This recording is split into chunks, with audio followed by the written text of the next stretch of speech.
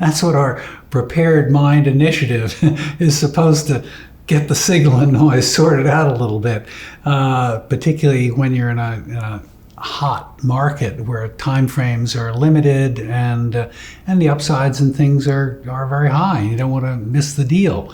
There's something called confirmation bias, so gee, if Sequoia went in this, it must be a good idea, or and if you have followers in your deal, then you must have been right. So that's always a worry. But at the early stages, there are messy situations that you have to sort out. And as I say, there are a lot more founders and there are great ideas. And some founders have a lot more personal integrity than others.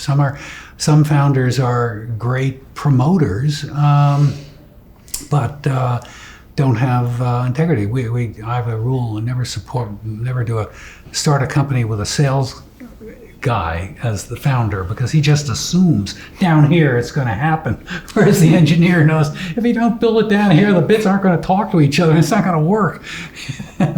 So I really like integrity is incredibly important, because you're dealing with layers of information. If any of it's untrue or because of the individuals, you're at a great disadvantage.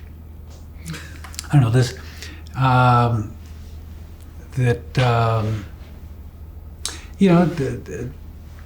FTX and Brakeman. I mean, you can see all those phenomenon operating.